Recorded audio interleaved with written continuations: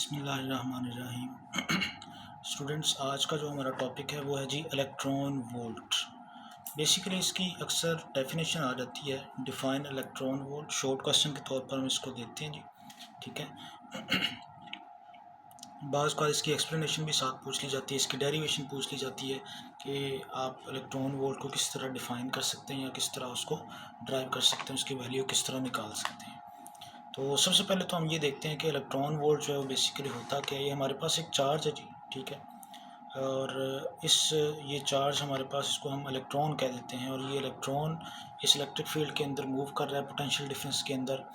और जब ये एनर्जी को लूज़ करेगा या एनर्जी को गेन करेगा तो इसमें जो है हमारे पास एनर्जी होगी, अमाउंट ऑफ एनर्जी जो गेन और लूज़ होगी, उसको हम क्या कहेंगे, इलेक्ट्रॉन वोल्ट का नाम देंगे, ठीक है जी। डेफिनेशन देख लेते हैं ज़रा। The amount of energy gain और lost by an electron while accelerating through the potential difference of 1 volt is called electron volt. एक दफ़ा दोबारा सुन लें।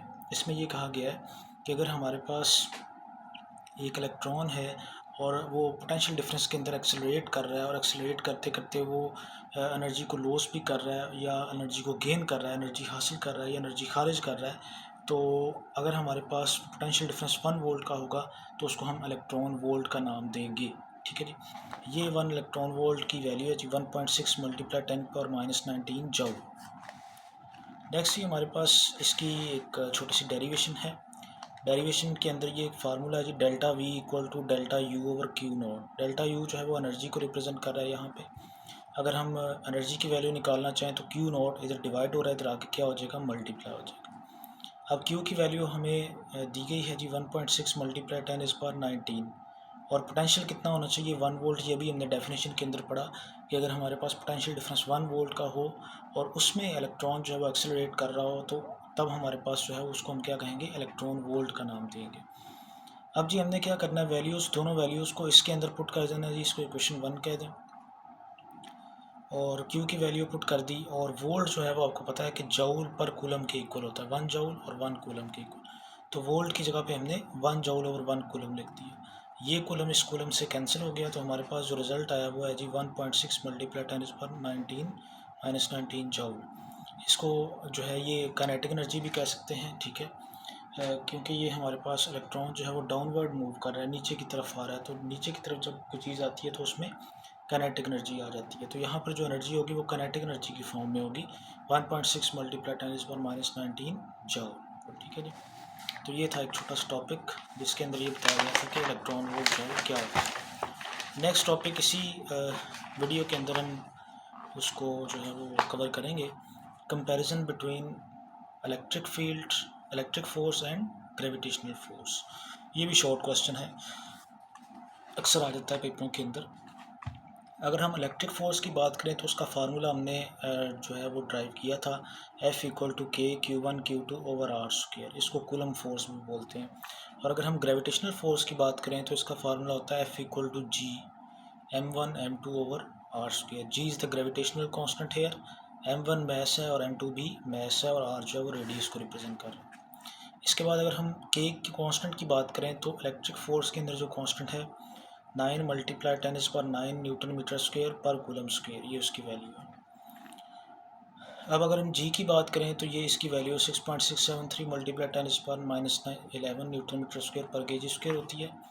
इसकी वैल्यू लार्ज है और इसकी वैल्यू स्मॉल है।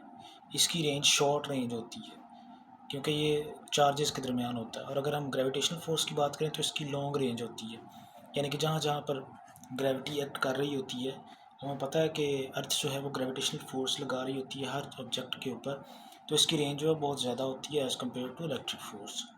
इलेक्ट्रिक फोर्स तो यानी कि इलेक्ट्रिक फील्ड तक ही है। अगर दो चार्जेस एक दूसरे के इलेक्ट्रिक फील्ड के अंदर मौजूद हैं तो उनके ऊपर फोर्स लगेगी। Affected by medium strong forces. अच्छा, ये जो है हमारे पास affected by medium, electric force जो है वो मीडियम से अफेक्ट करती है, और ग्रेविटेशनल फोर्स के ऊपर मीडियम का कोई इफेक्ट नहीं होता, ठीक है जी। फॉर एग्जांपल, अगर आपके पास कोई बुक है और उसको आपने टेबल पे रखा हुआ है, तो ग्रेविटेशनल फोर्स जो अर्थ से लग रही है, तो दरमियान में टेबल है, तो उसके ऊपर भी कोई इफेक्ट पड़ना चाहिए, लेकिन उसके ऊपर कोई इफेक्ट नहीं पड़ता। स्ट्रॉन्ग फोर्स है जी इलेक्ट्रिक फोर्स, और अगर हम ग्रेविटेशनल फोर्स की बात करें तो ये एक वीक फोर्स है इलेक्ट्रिक फोर्स के मुकाबले में। डुअल नेचर है इसकी, यानी कि ये अट्रैक्शन की भी हो सकती है, रिपल्शन की भी हो सकती है। और ये जो है सिंगल नेचर है इसकी, जिसमें हमारे पास सिर्फ अट्रैक्शन होती है। इसमें अट्रैक्शन भी और रिपल्शन भी होती है, यानी कि अगर सेम चार्जेस होंगे तो वो रिपेल करेंगे और अपोजिट चार्जेस होंगे तो वो अट्रैक्ट करेंगे, लेकिन यहाँ पे ओनली अट्रैक्शन हो। Both way inverse square law, यानी कि ये इनवर्स लॉ के ऊपर, इनवर्स स्क्वायर लॉ के ऊपर जो है वो वर्क कर रही होती हैं, यानी कि इनका डिस्टेंस जो है वो फोर्स के इन्वर्सली प्रोपोर्शनल होता है। इसको हम इनवर्स स्क्वायर लॉ भी बोलते हैं, ठीक है जी। तो ये हमारा आज का टॉपिक था, उम्मीद है आपको पसंद आया होगा। इसका शॉर्ट क्वेश्चन का, इस वाले का और पिछले वाले का आप स्क्रीनशॉट लेके इसको नोट कर सकते हैं और ये आपको बहुत हेल्पफुल होगा। उम्मीद है आपको समझ आ गई होगी। मज़ीद वीडियोज़ के लिए हमारे चैनल को सब्सक्राइब कीजिए।